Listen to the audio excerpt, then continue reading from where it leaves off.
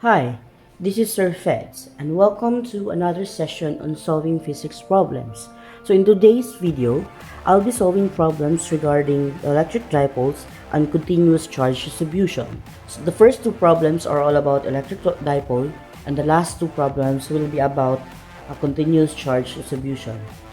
So for our first problem, we have the problem from the 15th edition of the University Physics by Young and Friedman, and this is exercise number 21.51 on page 712.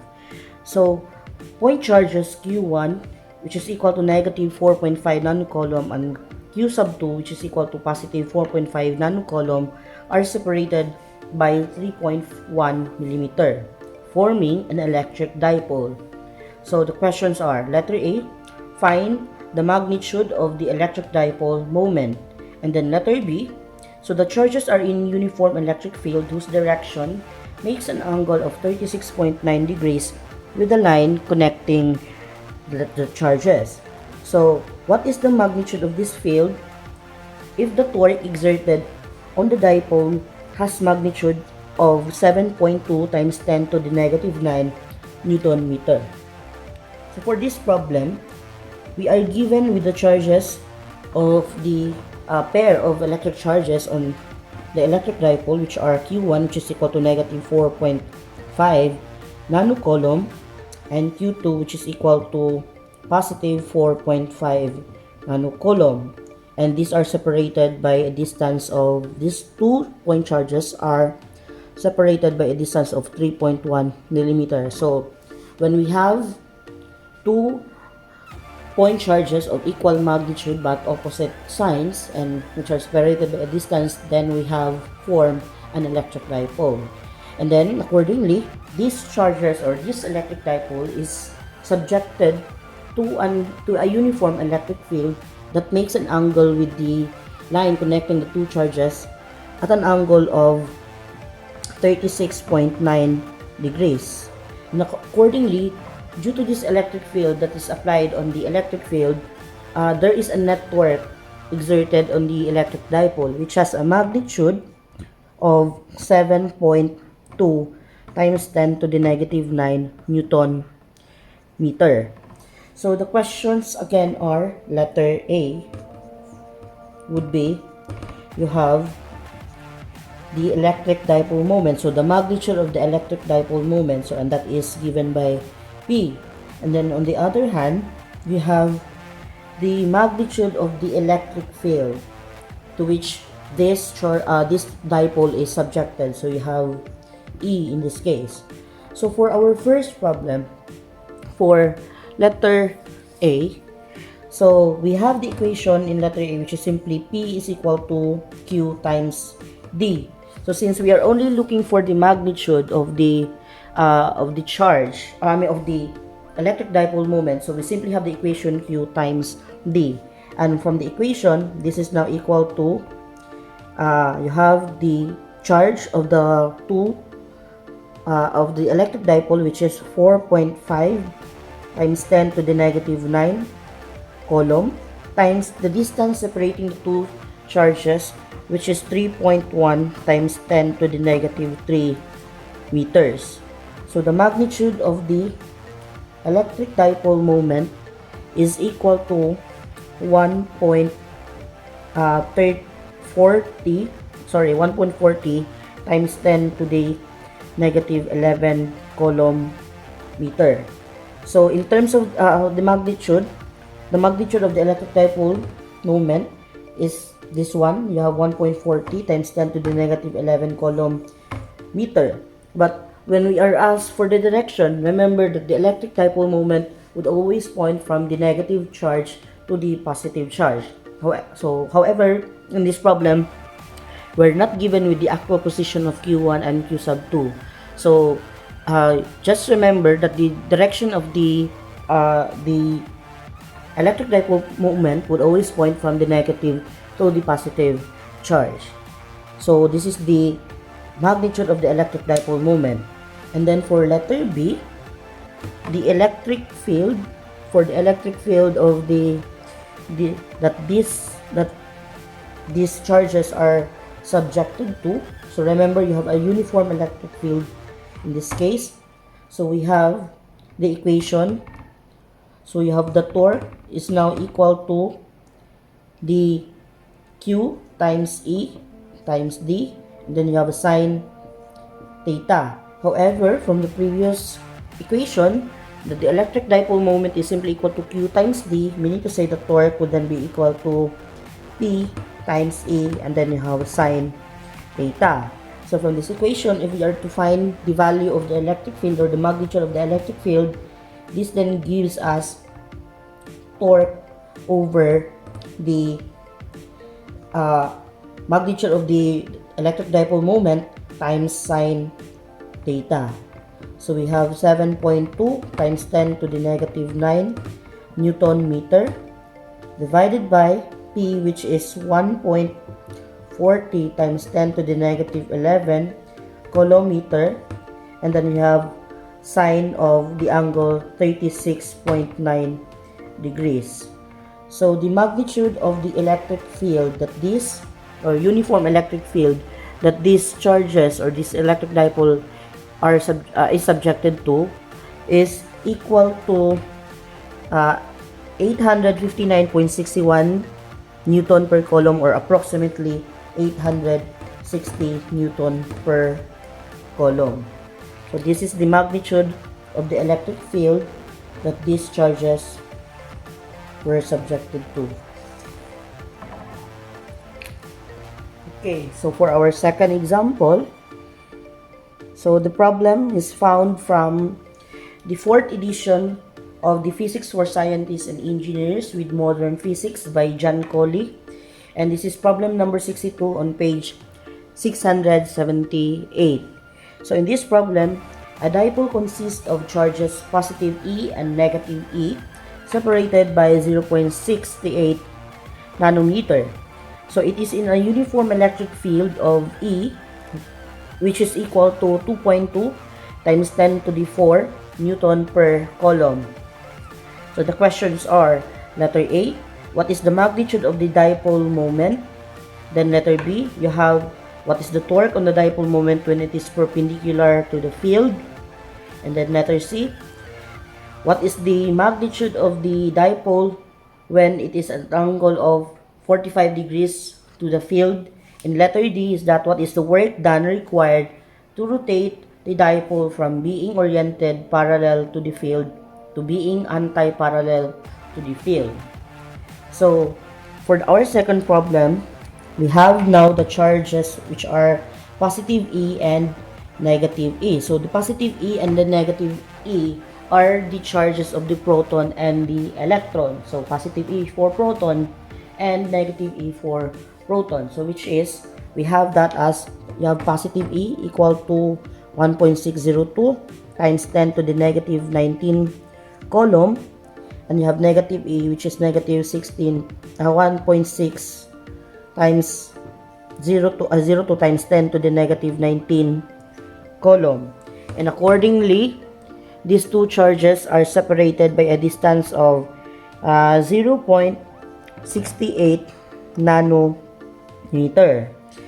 So also we have the electric field with which these charges are subjected to, and this has a magnitude of 2.2 times 10 to the 4 Newton per coulomb. So in the first, in letter B, we have two different angles also with which the electric field and the dipole moment are related. So for the first one, you have theta, which is 90 degrees perpendicular, and then the other one, you have theta, which is equal to 45 degrees. And then for letter D, accordingly, you have from 0 degrees to 180 degrees. So, meaning parallel to anti-parallel. So, mingon tag-parallel, that means say the angle between this is 0 degree, and mingon anti-parallel, that is on the opposite directions, which is 180 degrees. So, for our for the required in this problem, you have the magnitude of the dipole moment. So again, you have P for letter A. Then for letter B, you have the torque when the dipole moment and the electric field are perpendicular. And then you have again for B and C the same lang. You have B and C, which is torque, and then letter D would be the work done as you move the charge, or as you orient the electric dipole from parallel to being anti-parallel. So for letter A, this is again simply P equal to Q times D. Then you have the magnitude of the charges, which is equal to 1.602 times 10 to the negative 19 coulomb, times the distance between them, which is 0.68 nanometer, or times 10 to the negative 9 meter. And then we have here the dipole moment, or the magnitude of the dipole moment, which is equal to 1.09 times approximately 1.09 times 10 to the negative 28. 1.09 times 10 to the negative 28 coulomb meter. So this is the magnitude of the dipole moment. And then for our letter B, which is the torque experienced by this electric dipole as they are subjected to a uniform electric field. So you have P times E of sine theta. Then this is equal to 1.09 times 10 to the negative 28 coulomb meter, times you have the electric field, which is 2.2 times 10 to the 4 Newton per coulomb, and this is sine 90 degrees. So in this case, for our letter A, the answer would be equal to you have in letter B, you have 2.41 times 10 to the negative 24 Newton meter. So again, in letter A, you have the answer now. In letter B rather, you have the answer now that the torque when the dipole moment on the electric field is perpendicular, you have 2.41 times 10 to the negative 24 Newton meter. So take note that at this point, this is the maximum torque exerted experienced by the electric dipole. So only when the dipole moment and the electric field are perpendicular to each other that the dipole will experience the maximum torque. So this is given with this value.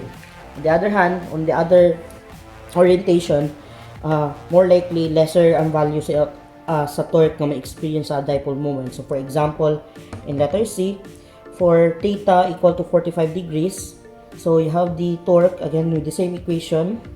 You have PE sine theta equal to 1.09 times 10 to the negative 28 coulomb meter.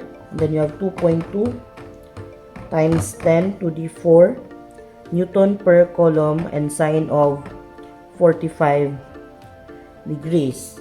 So for this case, the torque experienced by the dipole when they are oriented 45 degrees with respect sa electric field would only be 1.71 times 10 to the negative 24 Newton meter.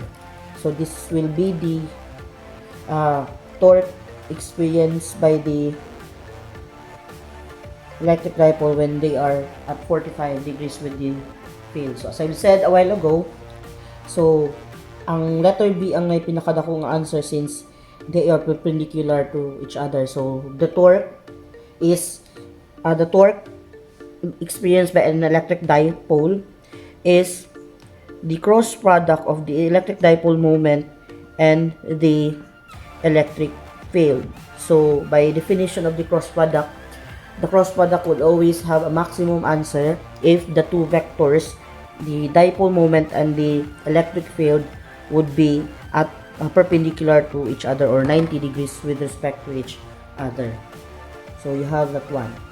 And then lastly, the work done in changing the orientation of the electric dipole from the negative to the from parallel to anti-parallel. So what this means to say is that, for example, if this is now our direction of the electric field, somehow in our problem here, the two charges are the charges positive Q and the negative Q are, or the line connecting the two are simply parallel, or parallel to the direction of the electric field. But since when you say anti-parallel, meaning to say i-interchange nato ning duha ka position. So makaingon to ka parallel ni siya, kay ang direction man sa ato ang electric field ug sa atong dipole moment karon is that way. So remember that the dipole moment would always point from the negative charge towards the positive charge. So in this case, we say that the dipole moment and the electric field is are parallel with each other. On the other hand, our aim now would then be like this one. So from this one to this one, na the same na Japon nga ang electric field is going in that direction. However, what we need to do is that the charges would be reversed. So we have the positive here and the other one is the negative here. So still somehow the same ra gyapon sila nga axis, ang imong line of action, line connecting the two charges, same ra gyapon nga axis sa atong electric field, except that the dipole moment now is pointing on the opposite nga direction. So we say here that in this case they are anti-parallel. So in turning the positive charge over to this point here, meaning to say nag-exert og work ang katong ato ang electric field para or change ang iyang orientation, and that is what we are going to find out in letter B. So when we are to find out what is the work done by the electric field on the electric dipole, we have the equation. We always know that the work done on a system would always be equal to the negative of the change in the internal potential energy of that system. So this is to say the work done on the electric dipole would be the negative of the U final minus U initial, or simply U initial minus U final. So in terms of the potential energy at the electric dipole moment and the electric field, the U and initial and potential energy of the electric dipole would then be PE cosine theta 1 minus PE cosine theta 2, or simply PE times cosine theta 1 minus cosine theta 2.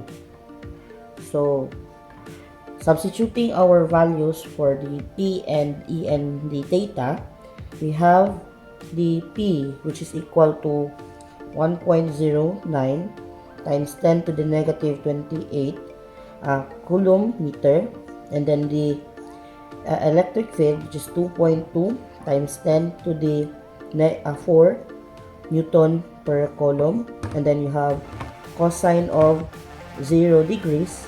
So from parallel to anti-parallel, so initial to final.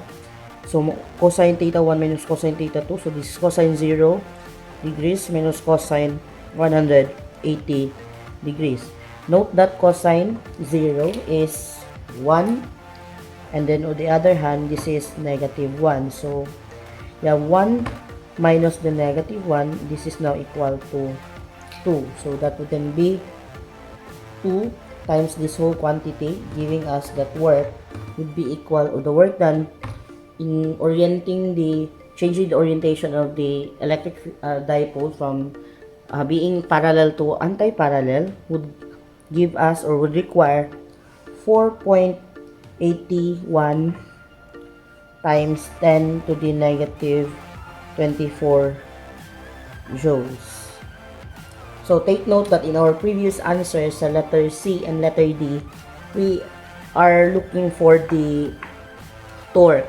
And then on the other hand, in letter D, we are looking for the work done on the electric dipole. So even though torque and work have the same units, take note that torque is not an energy. So we retain the units as is as Newton meter. But on the other hand, for energy, the Newton meter is converted or the same or equal as in joules. So this is the required energy in changing the orientation of the electric dipole. Okay, so we now proceed on our examples for continuous charge distribution. So in the last two examples that I'll be showing to you, I'll solve problems on electric fields. But in this case, this will be the electric fields of a continuous charge distribution. So unlike in the previous video that we had, wherein we saw for the electric field of a point charge, here we have the electric field of the continuous charge distribution. So the difference is that in the previous example or previous video, the charge is simply located or simply contained at a single point in space. So that is why it's called point charge. On the other hand, here for the continuous charge distribution, the charges are not located or are not contained on a single point, but rather they are distributed over a given space. It could be over a given length of the material, it could be over an area of the material, or even the volume, distributed over the volume of the material. So if you can remember, let's say for example, if you have charge Q here and we are to find the electric field of this charge at this field point P, all we have to do is to use the equation that E, electric field, is equal to K Q over R squared R hat. However, this equation cannot be applied in the case of continuous charge distribution, since let's say for example you have this given space and then the charge Q is uniformly distributed all throughout this space, and then you are to find now the electric field due to this material over this field point. So take note that since the charges are distributed over this material, meaning to say this charge here, you have a charge here dq that contributes to the field at this point. On the other hand, you have another charge here which is another dq that would also contribute to the charge to the electric field at this point. And in this case, the equation E equals KQ R squared cannot be applied since the value of R for each charges over the material differs. So meaning to say, we cannot simply use this equation since R is not constant. So what we are going to do now is to calculate all the contributions of these infinitesimal charges on the given space to this field point here. But we cannot do it by manual addition. So what we're going to do is to use the integral calculus. So we need to determine the electric field contribution of the particular infinitesimal charge by the same equation, but instead you have dE equals K dQ over, or dQ rather, over R squared. So this is again in the same format. So what we're going to do now is to integrate this equation to solve for the net electric field due to this charge distribution. So for our first problem on continuous charge distribution, we have number 3.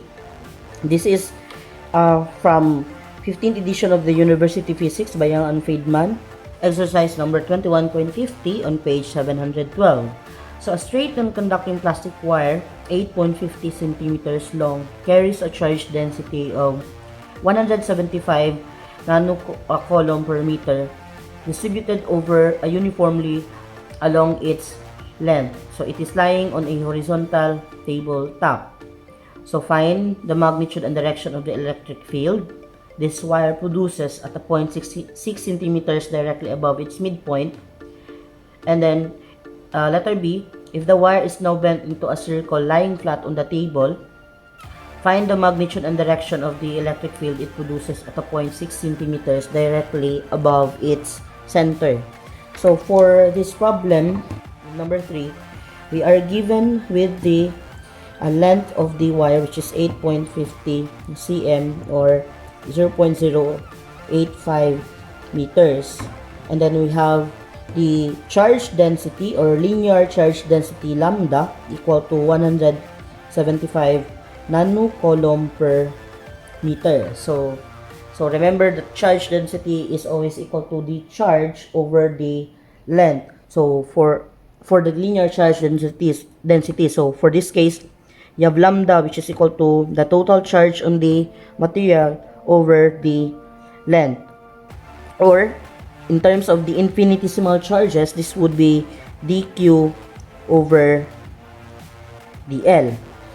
But since we consider our straight wire to be, I will consider our straight wire to be on the x-axis. So this is now our x-axis. And then accordingly, so above its midpoint, you have 6 centimeters above its midpoint. This is our y-axis. This is the point P. And then this is now 6 centimeters. Whereas on the other hand, this is the total length of the wire. You have L, the total length. But for simplicity, what we're going to do now is that we'll consider this, since it is at the midpoint, we'll consider this to be our x equals 0. Meaning to say, the other end of the left end of the wire will be at a position. If you divide this into 2, this will be at negative, this is at negative L over 2, and the other one is at positive L over 2. So, since we are going to find the net electric field of the charge the distribution on this wire, so what we're going to do is to calculate for the small amount of electric field due to this small part or small portion here. So let's say for example you have a dq here at a position. So since this is dx, so this is at infinitesimal displacement dx here. So in this case, in our problem, the dl here would be our d sub x, and accordingly from this point to that point, this dq will produce a small electric field d sub e at this case. But as you can see, this electric field has component d, ex, and d, e, y. So to find the electric field of this small charge here, we have the equation that dE is equal to a k dq over r squared. So we're only going to see it in terms of the magnitude, so k dq over r squared. But since the electric field is in terms of x and y, so what we can do is to solve the components of the dE by knowing that this one here, we can consider this one is our angle theta. So meaning to say, this is also another angle theta. So meaning, ang kanya to ang dex would be the cosine function of the dE, while our dEy would be the sine function of our d sub e. So that would be dex is equal to dE of cosine theta, and then for our dEy we have dE of the sine theta. So karon, using this equation, we have the equation na dE is equal to k dq over r squared, and from this equation here, gikan na nga equation danhi nga lambda is equal to dq over dl, then we have dq to be equal to lambda times dl or d sub d dx. So if we substitute this dq on this equation, our dE would then be equal to k times lambda dx over r squared. And r squared, take note that our r squared is mo nga to ang r karon. So wherein r is equal to, remember you have dy here and you have the x. So this would be x squared plus y squared. However, for letter A, take note that in this problem, the 6 cm or the value of the y in this equation is constant. Kaya mo man natong ipangita nga field point directly above the midpoint. However, since we are integrating the equation dE from the negative from the one end to the other end of the rod, meaning to say the dx or ang x na value varies from this point to that point. So if we substitute the equation or the equation here, the dE is then equal to k lambda dx over r squared. Remember, r squared, this is r is equal to the square root of x squared plus y squared.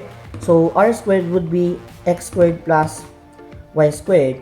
But for our dEx, remember that our dEx is dE cosine theta. So remember that if you can remember in the problem, from the point, this is now the field point and this is the angle theta. So and this is r, this is the value of the y, and this is the x, meaning to say we can consider that our cosine theta is equal to adjacent over hypotenuse, so that would be x over r, whereas on the other hand, the sine theta would be equal to y over r from this point. So if we plug in this function on the equation and this equation here, then that would be k lambda dx over x squared plus y squared, and then you have here x over r. So this is our dE, and then ang cosine theta would then be x over r, which is simply square root of x squared plus y squared. So with this one, if we combine the equation now, this is now dEx equal to k lambda, you have x dx, and then remember this is r squared and this is r, so meaning to say this is r cubed, or simply this is over x squared plus y squared to the 3 halves. So this is now our dEx. On the other hand, for the case of our dEy would be equal to dE of sine theta. So take note again that from this equation, you have the sine theta, which would be the opposite over the hypotenuse, so that would be y over r. And again, r would be the square root of x squared plus y squared.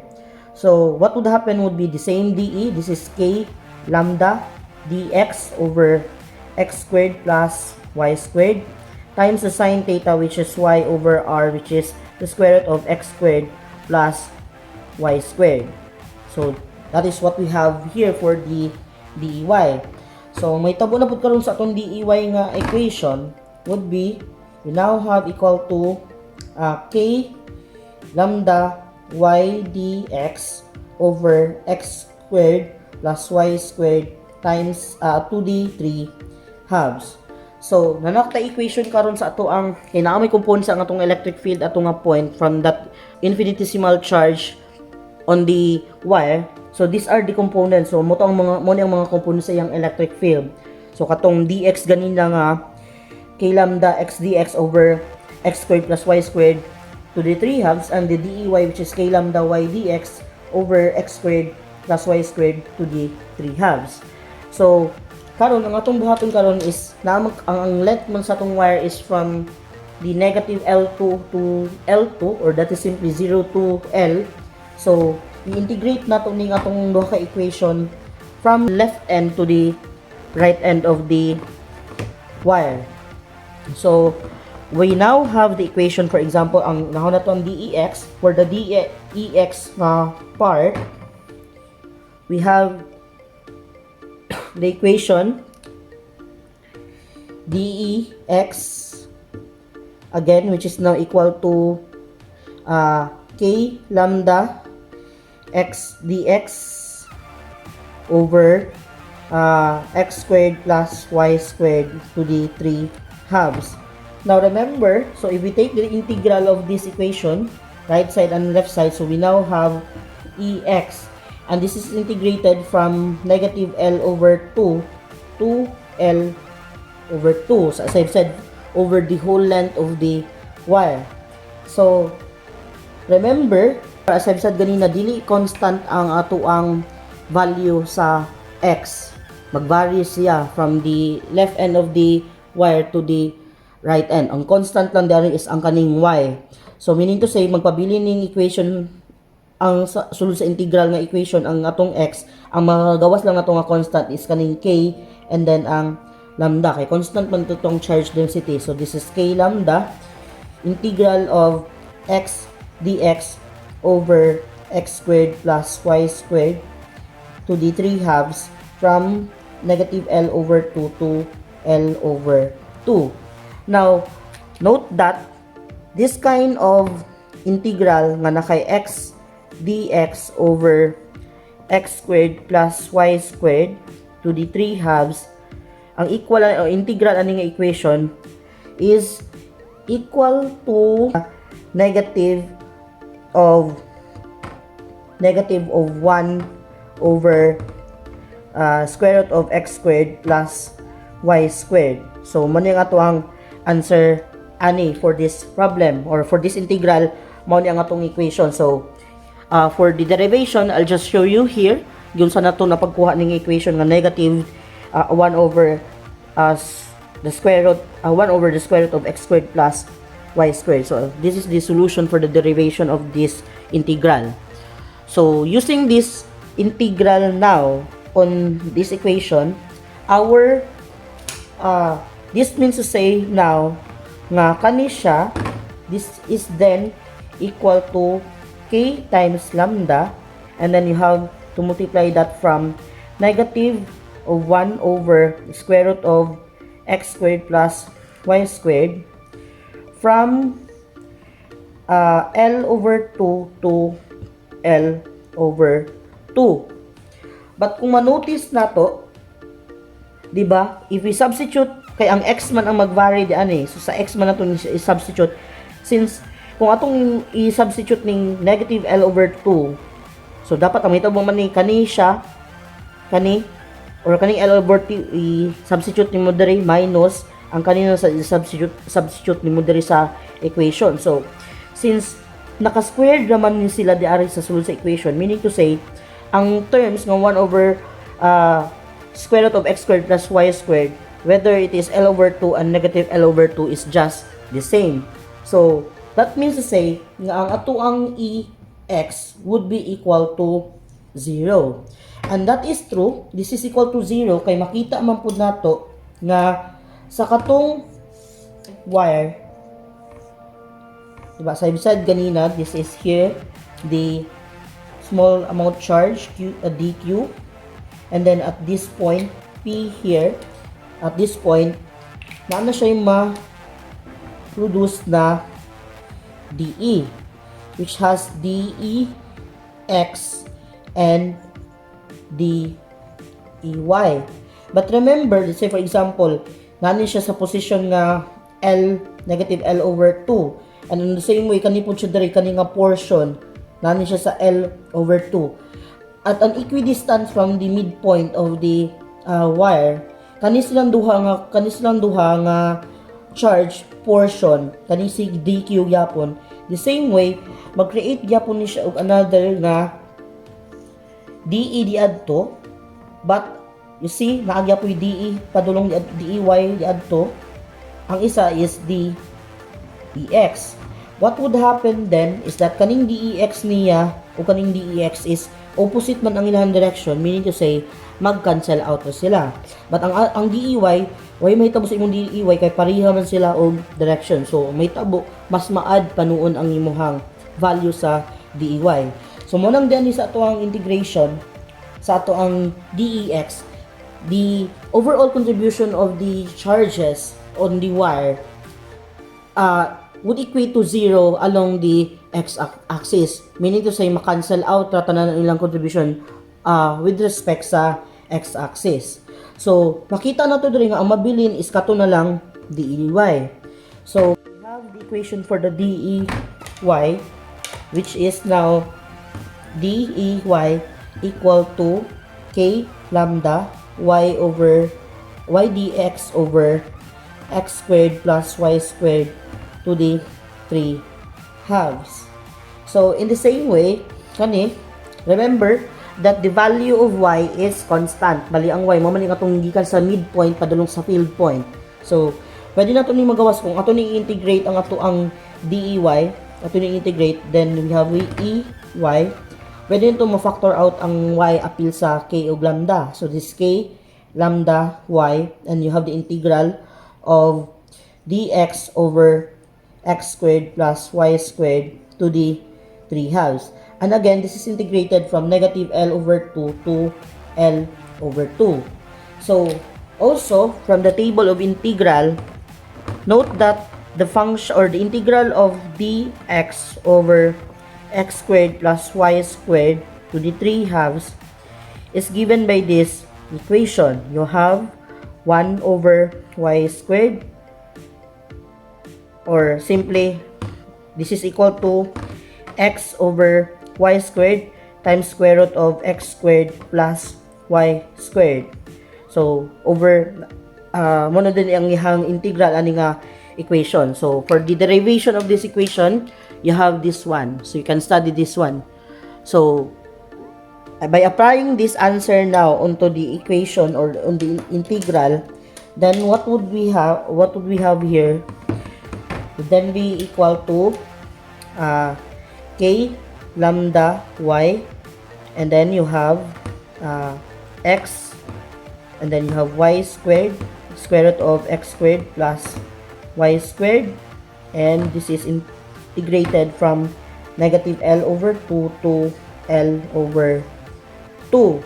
So common factor man ang kaning y, common factor ang kaning dali na kay y na pug kay y squared, then the equation becomes e of y is now equal to k lambda of x over y, square root of x squared plus y squared, integrated from negative L over 2 to L over 2. So substituting the values of negative L over 2 and L over 2 in the equation in x, then we have here, by further simplifying this equation, so I have here the whole process of which how I derive the equation.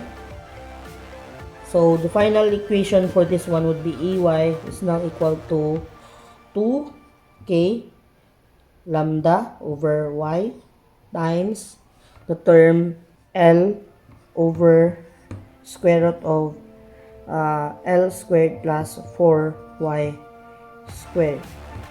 So by substituting the values that we know for this equation, then that would be 2 times k, which is 9 times 10 to the 9, and then ang lambda, okay, 9 times 10 to the 9 Newton meter squared per column squared, times lambda, which is 175 times 10 to the negative 9 and column per meter, and then you have the length, which is 0.085 meters, all over y, which is 0.06 meters, times the square root of L, which is 0.085 meter squared plus 4 times 0.06 meters squared.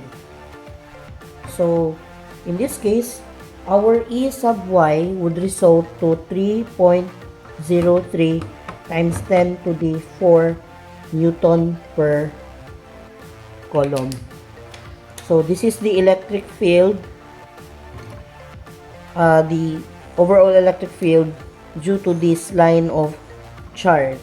And take note that this is directed on the y-axis. So, we have our electric field which is equal to E sub y j hat. So, upward. Kaya mo man to ang nahitabo ganina sa ato ang problem. Okay? So, this is our answer for letter A. And then, for letter B, so what would happen in letter B is that gi-bend down na to ang wire instead of being straight to being circular. So, for this case, somehow, ang mahitabo karon sa itong situation is that, let's say for example, mo yung ato ang XYZ. So, this is now the circle, assuming this is the circle. So, along the XZ plane, so you can see more clearly on the diagram. So, take note nga kani, this is now the radius of the circle. This is simply equal to x, or along the z, this would be also equal to z. But we'll only look at the z part kay pareha naman gyapon ang mahitabo diri sa z axis. So, take note that at this point here, let's say, i-consider nato ning sa x axis. So, nakay gamay diri nga element, or nakay gamay diri nga element dq, and then this is still our field point. You can see now that naanapod kay along, this is now our R, the distance from the field towards from the source point to the field point. So this would be our DE. And similarly, again, same nagyapon ng mitabo nga naa kay DE X, and you have also DE Y for this problem. So, the same way, pwede nato ni assume nga kani siya mo ni kani nga angle. So, pwede kani ang atong angle. So, meaning to say, you have cosine of theta would be equal to the adjacent, which is ang x over the r. And then, you have also our sine theta, which is equal to y over r. So, kung ma-notice po ninyo last time sa katong problem na to ganina, so di ba somehow katong imuhang mga contribution along the x-axis nag-cancel to sila kay on the opposite ends naamang gyapon the same value, naamang gyapon the same charge nga mo contribute og the same amount along the x-axis but opposite ang direction. So the same po nang may tabod ani nga kani atong dq on the opposite side on the same length nga this is di ba a. This is also A here. So, kani, mo produce po di siya og another nga charge padulong di adto. And then, that would be na kay DE yapon, and then na po kay DEX, and na po kay DEY. But since the DEX are on opposite nga direction, so mag-cancel out ang DEX, then ang mabili na ng dahil nga contribution would be on the DEY. So, in the same way, on the Z-axis, mao po ang mahitabo nga diri nga point, padulong diadto na kay DZ nga component ug diadto pud na po kay DZ. However, on the ang Z component would also cancel out. Ang mabilin lang gyapon is ang katong sa Y component. So for this problem, same naman gyapon to nga na kay lambda equal to dq over dl. But here, ang dl na to is kani mo nga to ang DL or ang arc length na to dili si so take note nga ang ato ang x ug ang atong y karon are constant, so dili mag-change ang value. So for this case you have dq which is equal to lambda dl, and then again from the equation nga de is equal to k dq over r squared. So using this two equation again, and then katong i-take note na tong atong kwaon would be DEY na lang. So, what we will have here would be kani na equation. DD E y, which is equal to, again, DE of sine theta, and this is equal to K dQ of R squared, and then you have the sine theta, which is y over R. So take note that your R would still be x squared plus y squared. So ang x here is ang radius of the circle. So x, remember, is radius of the circle. So it's not the same as ang R is katong distance from the circle, the line of the circle towards the point on the circle padulong sa field point. So from this equation, DE sine theta would be, substitute nato itong DQ, so you have K lambda DL.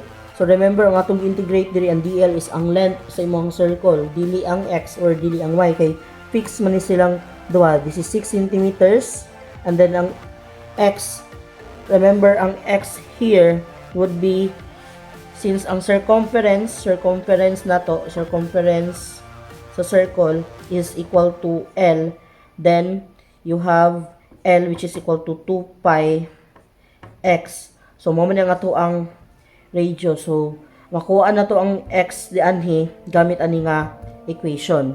So you have K lambda DL over R squared. So this is again x squared plus y squared, and then you have y, which is y, and then ang R is square root of x squared plus y squared.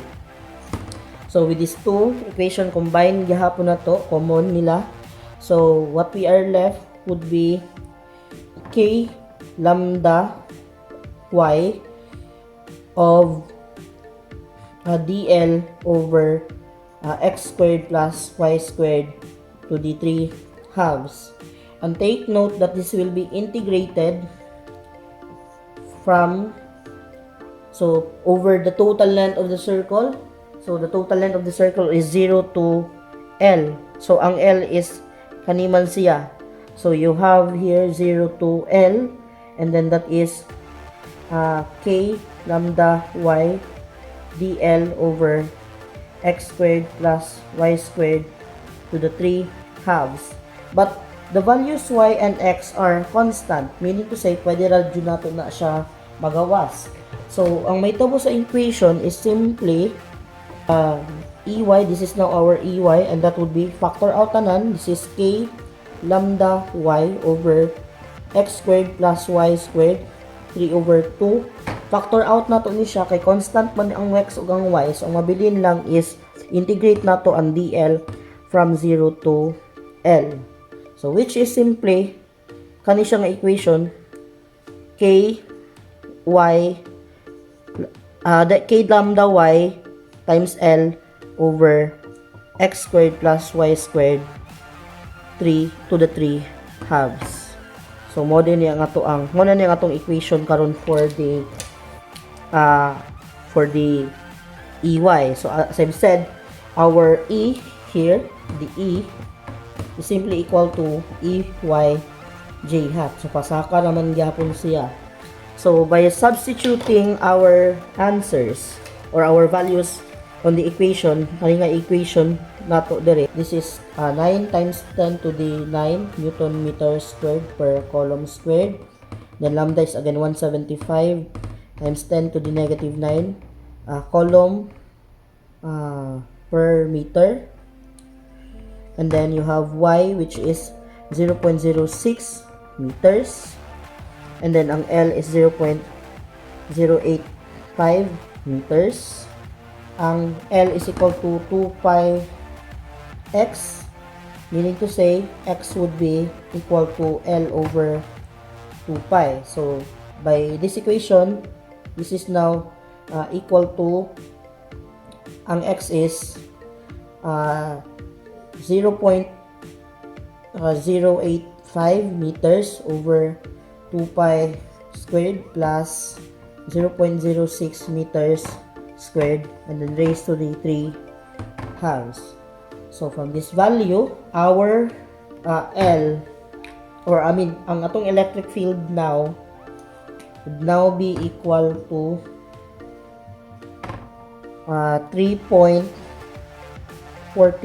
times 10 to the 4th Newton per coulomb. So this is and then this is directed again J hat. So this is the electric field due to the charge distribution on the bent na wire. Okay, so for our fourth problem, so the problem is from exercise number 21.55 on page 719 of the 13th edition of the University Physics by Young and Friedman. So in this problem, a charge of negative 6.5 nanocoulomb is spread uniformly over the surface of one face of a non-conducting disc of radius 1.25 centimeter. So find the magnitude and direction of the electric field this disc produces at the point P on the axis of the disc, a distance of 2 centimeter from its center. Letter B, suppose that the charges were all pushed away from the center and distributed uniformly on the outer rim of the disc.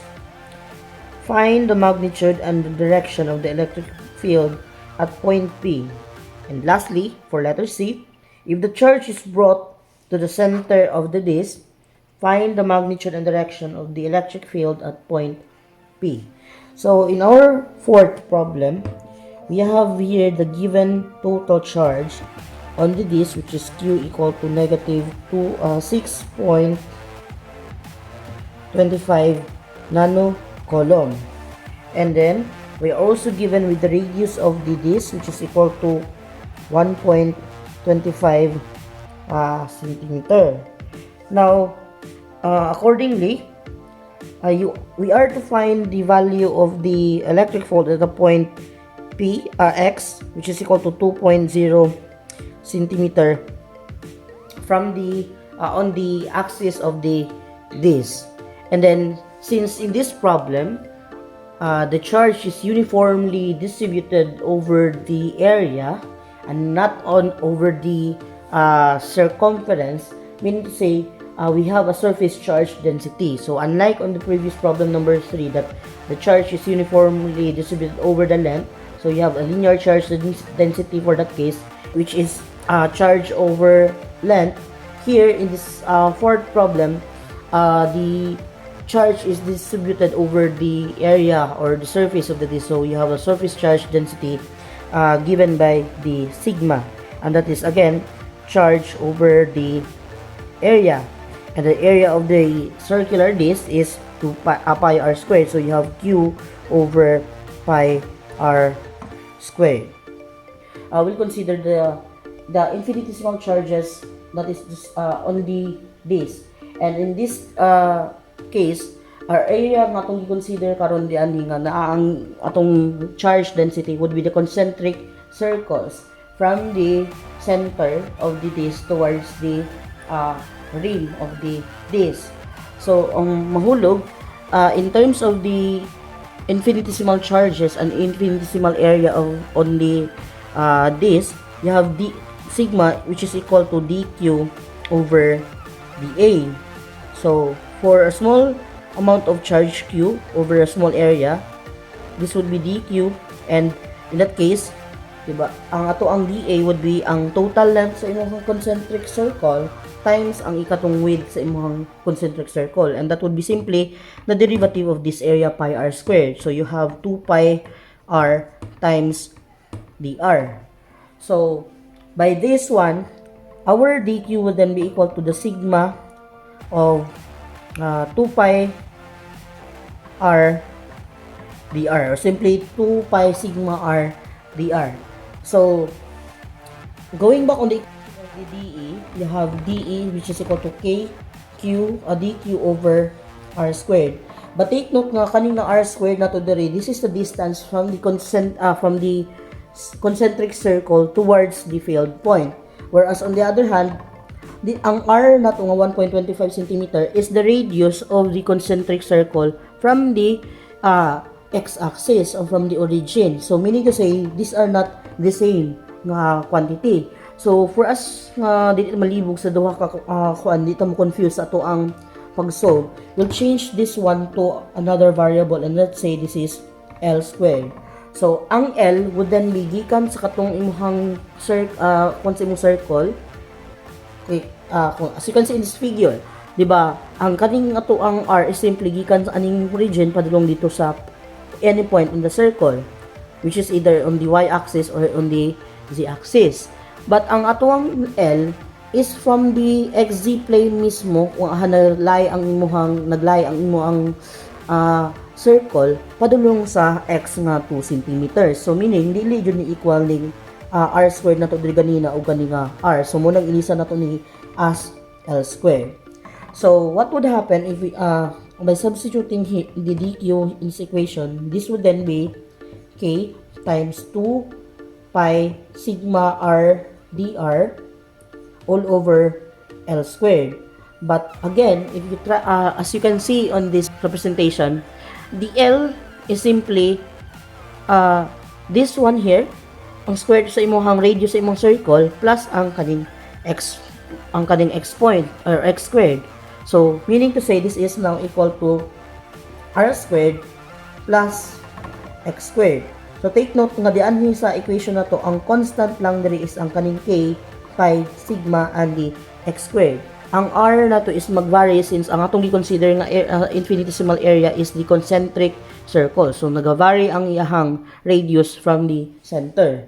So with this one, mo ni ang ato ang DE karon. Then in the same way, we have the components pod sa ato ang DE nga x, y, and z.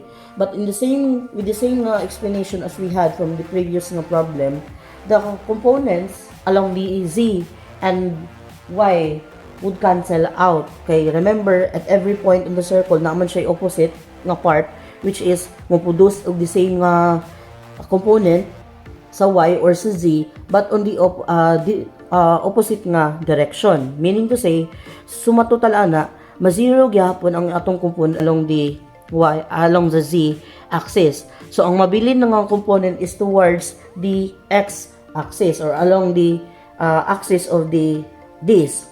So based pod sa atong graph karon, kani nga graph, the relationship of the x component with respect sa tuang katong sa atong electric field would be in terms of the cosine theta. So you have cosine theta which is equal to dEx over dE. But in the same way, ang cosine theta is also equal to the x component over ang kaning L, ang hypotenuse na to ang L. So meaning to say, our cosine theta would also be equal to x over the equal to the square root of r squared plus x squared. So substituting now on the equation sa atong dEx which is equal to dE cosine theta, then again you have, so take note ha, constant rather, ang k, pi, ug sigma, so pwede natin igawas as 2k pi sigma, and then you have r dr over r squared plus x squared, and then you have the cosine theta which is kaning x over r square root of r squared plus x squared. So simplifying further our equation, this gives us that our dEx, which is ang mabilin lang ang component ni our dAx would now be equal to 2k pi sigma x. So again, ang x is constant. You have 2 centimeters. So ma-factor out. Ang mabilin is kaning r dr over r squared x squared times 1 over square root of r squared plus x squared, which is the same lang yapon nga kanin. This is L squared ni siya. ang kanin is L. So, meaning to say, naka L cube, then that would be R dr over R squared plus X squared raised to the 3 halves. So, that would be our equation for our dEx. So, since we have to integrate this over the area, which is simply from the center towards the outer, towards the radius of this, then you have this, the integral would be from 0 to R. So, again, as I've said ganina, ang kaninang terms are constant. So, ang mabilin sa itong equation, so we now have here, integrating both sides, so they have Ex, which is equal to 2k pi sigma x, and then you have the integral of R dr over R squared plus X squared 3 halves from 0 to L. So, if you can remember from our previous nga example, kaning function ng R dr over R squared plus X squared to the 3 halves is pareha ra atong x dx over X squared plus Y squared to the 3 halves. So, in this case, ang constant lang nato diri karon is ang R, ay ang X, but ang R mo to ang atong gi-integrate. So, meaning to say, ang ato ang pong integral ani diari nga case would then be, I have R dr of R squared plus X squared 3 halves. Ang answer ani would still be the same as the what was that? You have the negative of the R squared plus square root of R squared plus X squared. So, kanira gyapon ang ato ang answer ana niya. So, substituting this equation or this integral value sa ato ang equation, then we now have our E of E sub x, which is now 2k pi sigma x, and then you have the integral, you have the value of the integral, which is negative of 1 over square root of R squared plus X squared integrated from 0 to R. So, applying the limit from 0 to R of the function, then this is now equal to 2k lambda x, lambda sigma x, and then you have the negative of the quantity 1 over, instead of R, you have the, evaluate this R squared here in terms of the radius R squared plus X squared, and then minus the negative of 1 over square root of 0 squared plus X squared. So, as you can see, mag-plus ni dani, so pwede na ito ni humuong first term, and then kani atong second term. But since you have here the square root of x squared, which is simply x, meaning to say this is simply 1 over x. On the other hand, if ato ning i-distribute ng x on the side this equation, this would then become the 2k pi sigma of x over x minus x over square root of r squared plus x squared. So, kanina dayon ang ato ang equation, or simply kani this one here is simply 1 na lang, 1 minus kana nga quantity. So, if we substitute our value for the sigma and then for the r, so this is our r, sorry, this is capital R, ang radius r. Ibali, remember that sigma or sigma is equal to q over pi r squared. So if we try to plug this equation here, so this is now E equals 2k pi, and then you have q over pi r squared, and then the term 1 minus x over square root of r squared plus x squared. Okay, and then substituting our given values, by the way, cancel ang pi, so Ang mabili na lang dayon is 2k q over r squared. So this is now the magnitude of the E, but since this a vector quantity, so this is directed. Remember, I hat ra, and since our given na charge is negative man, meaning to say instead of outward ang imuhang electric field, it should be going towards the this. So mo nang inig-substitute nato mo negative ra gyapon ang ato ang q. So from that, cancel ang negative negative. So this would be 2 times 9 times 10 to the 9 Newton meter squared per column squared times negative 6.50 times 10 to the negative 9 column divided by r squared, which is 0.0125 meter squared, and then you have the quantity 1 minus ang value sa x, which is 2, 0.02 meters divided by ang r squared, which is katong 0.0125 squared plus the x squared, which is 0.02 squared.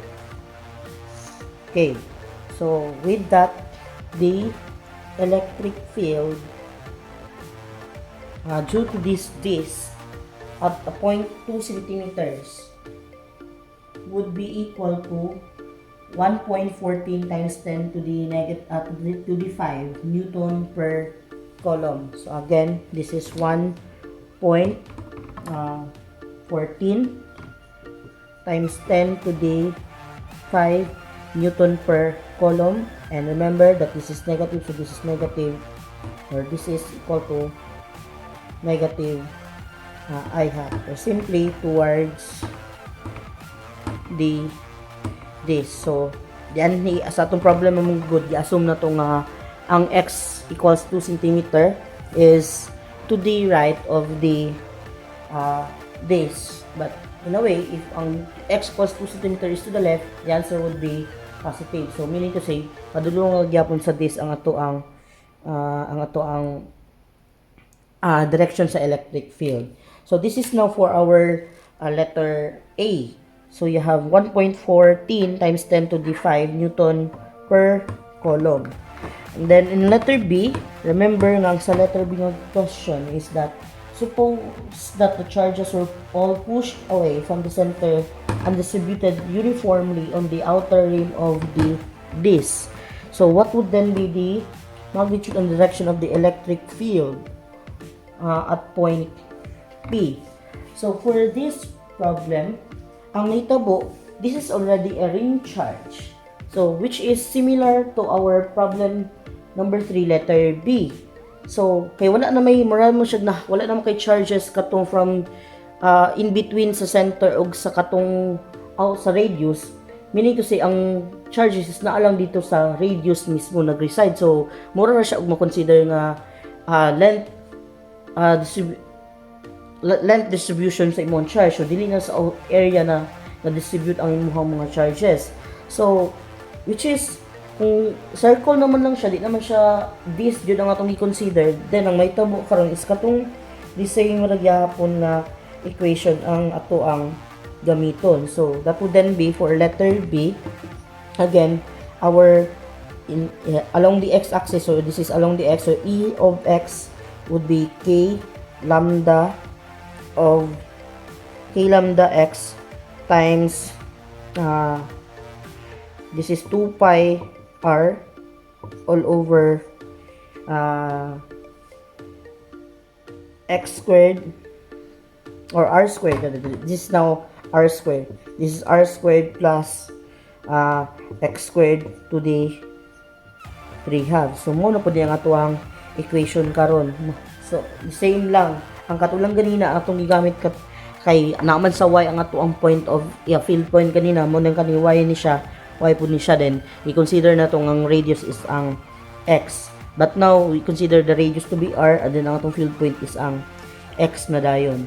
Remember nga karon wala na ta na sigma kay this is the charge are distributed over the length of the circumference or length of the circle. So mahitabo mag-change ta from sigma to 2 lambda, which is then Q over L, which is ang L, ang circumference, this is Q over 2 pi R. So, ato sa i-simplify. And this is capital R. Kaya mo naman ang ato ang mo naman ang answer na niya in terms of R and X. So, since ang ato ang sigma is also 2 pi R, lambda is 2 pi R, then you have K times Q over 2 pi R times X times 2 pi R all over R squared plus X squared 3 halves. In which case, mag-cancel ang 2 pi R. So, ang mabilin sa equation would be K Q of X over the R squared plus X squared plus over 3 halves na dayon. So, substituting the values of K, Q, X, and R, then this is now equal to 9 times 10 to the 9 Newton meters squared per column squared times ang Q, which is negative 6. So, the same way, this is still I hat. Same na gyapon. So, this is 6.5 times 10 to the negative 9 column times ang X, which is 0.02 meters all over R, which is equal to 1.25 centimeters. So, this is 0.0125 meters squared plus X squared, which is 0.02 meter squared, and then raised to the 3 halves. So, by substituting the value of the electric field at point X now, at point P, would be equal to, so you have 8.92 times 10 to the 4 Newton per column. So, muna po niya nga to ang E of X. So, this is the magnitude. So, this is the magnitude of the electric field when the charges are distributed over the radius of the disc, but not on the other areas of the disc. So, again, in the same way, the direction for this electric field is towards the this. So, if the X is on the right side, meaning to say this would be negative I hat. Okay. And then lastly, if the charge is all brought to the center of the disc, so meaning to say, we'll try to contain all the charge Q on the center of the disc. So, what would be the magnitude and direction of the electric field? So, for this case, since we contain mo na nato ang total charge Q karon on a single point, which is on the center of the disc, then what would happen is simply you have the equation karon that this becomes E is equal to K Q over X squared I hat. Dayon. So, again, nibalik ta sa katong equation sa point charge kay ato mang i-contain ang charge Q on the center of the disc. So, by that, this is then 9 times 10 to the 9 Newton meter squared per column squared.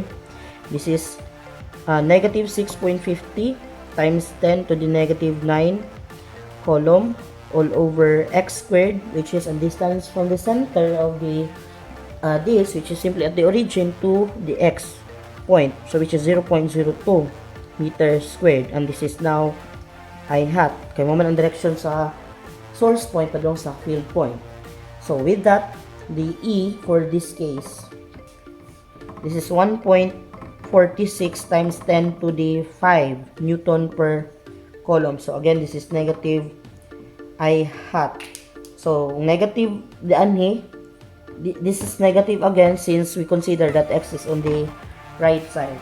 So notice the differences of the answer from the this is at letter C, and then at letter A, the answer for letter A was you have letter A is 1.14 1.14 or negative 1.14 times 10 to the 5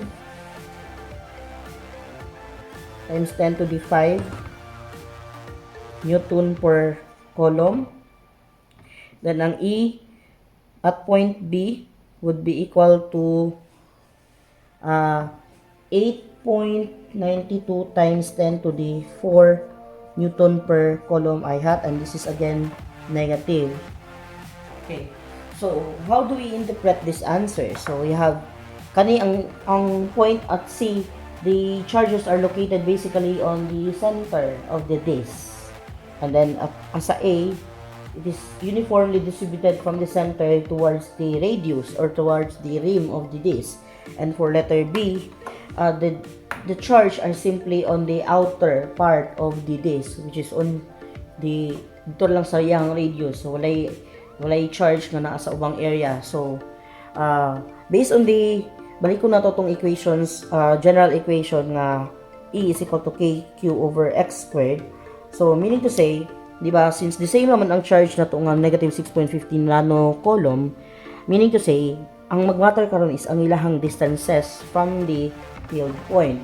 So, with respect sa kaning tulo, ang kaning charge nga atong gi-contain at the center has a direct nga distance from the point P. So, remember nga, the lesser the value of the x here, or the distance between the field point and the source point, the more nga magkadako ang electric field.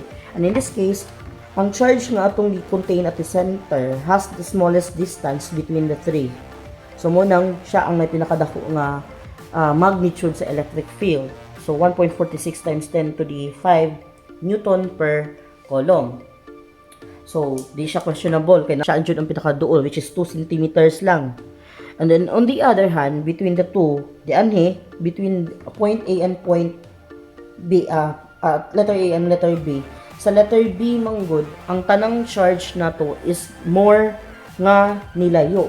Tanang charge is naa dito sa radius mismo. Wala kay charge nga naa sa ubang area sa imuhang disc. Meaning to say, tanang charge is nilayo jud siya. So munang kung i-compare na to ang value between letter A and letter B, mas gamay ang atong answer sa letter A kay mas farther man ang atong mga charges diyan ni compare sa letter A. So, nga sa letter A, although wala dili tanan naa sa center, pero naay mga charges gikan sa center in between sa center o sa iyahang radius. So which is kato sila mas duol to siya compare sa katong mga total charges nga atong or ang total charges nga gi-distribute nimo dito lang sa outer. So munang mas dako gyapon ang kani siya nga gi-distribute lang siya compare sa distribute over the area compared sa gi-distribute over the circumference of the disc. So may implication aning tulo ka answers. And that ends our discussion for the sample problems on electric dipoles and electric field of a continuous charge distribution. So thank you for watching and see you on the next video.